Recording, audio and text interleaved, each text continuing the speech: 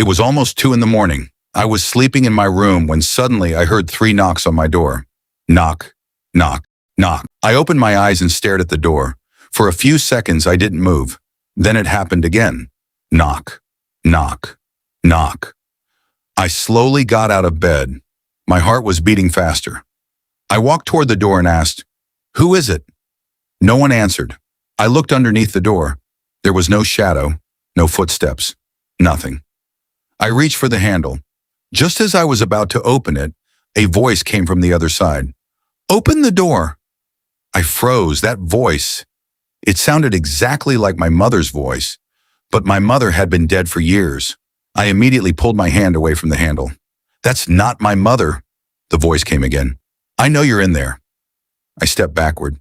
The room became completely silent. Then I heard footsteps above me. Step, step, step. I looked at the ceiling. There was something strange about it. I lived on the top floor of the building. There was no apartment above me. There shouldn't have been anyone walking up there. But the footsteps continued. Step, step, step. Then I heard something heavy being dragged across the floor above me. Scrape. I grabbed my phone and ran out of my room. The hallway was completely empty. But then I noticed something I had never seen before. There was a staircase at the end of the hallway, a staircase leading upward. I had lived in that building for several days. That staircase had never been there before. I slowly walked toward it. Then I heard a child's voice from upstairs. "He's here." I stopped. Another voice whispered, "Yes, he's here." I looked behind me. The hallway was empty. I turned back toward the stairs. At the top was an old wooden door. Written across the door were 2 words. Room 13. I had never heard of room 13. I reached toward the door. Suddenly my phone vibrated. I received a message from an unknown number. It said, "Don't open the door." Before I could understand it, another message appeared. "She's waiting for you." Then another. "Run!" I immediately turned around, but before I could take a step, the door behind me slowly opened. Creak. I turned around. The room was completely dark. Then a woman's voice came from inside. "You finally came back."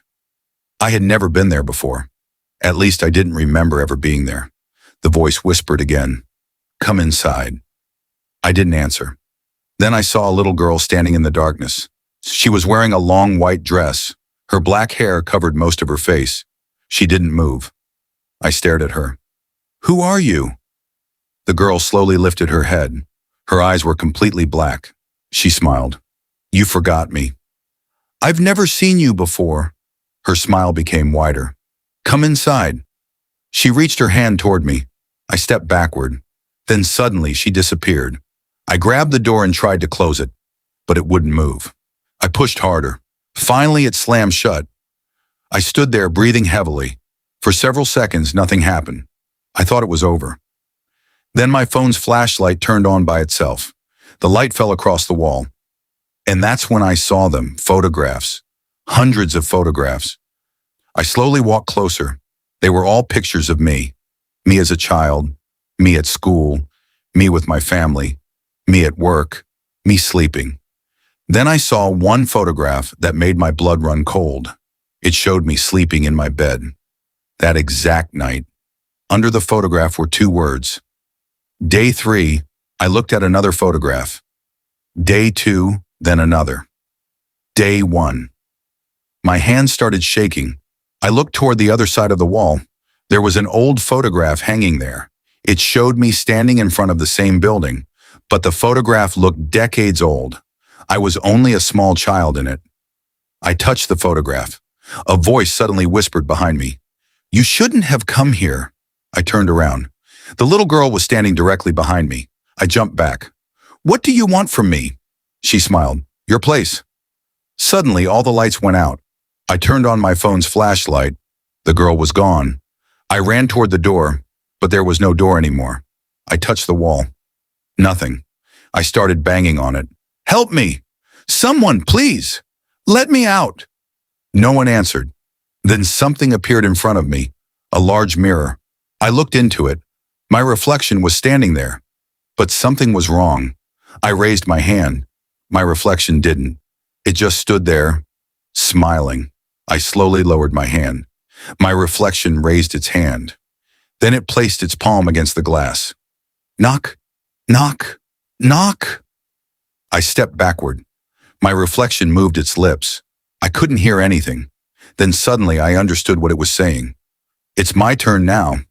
The mirror shattered. Everything went black. When I opened my eyes, I was lying on my bedroom floor. It was morning. Sunlight was coming through the window. I quickly stood up and looked around. Everything seemed normal. I told myself it had all been a nightmare. Just a nightmare. I walked toward the mirror. My reflection was there. Everything looked normal. I smiled. My reflection smiled too. I finally felt relieved. Then my phone vibrated. I looked at the screen. There was a new photograph. I opened it. My blood froze. It was a picture of room 13, and I was standing inside it. But I wasn't alone. The little girl was standing behind me. Under the photograph were 4 words. Day 1 starts tonight. I dropped my phone. At that exact moment, someone knocked on my bedroom door. Knock, knock, knock. I didn't move. Then I heard a voice from the other side. My own voice. It whispered, "Open the door." I stepped backward. The voice came again. This time it was louder. "I'm outside." And then, the door handle slowly began to turn. Click, click, click. I couldn't breathe, because I suddenly realized something. If I was standing inside the room, who was standing outside my door?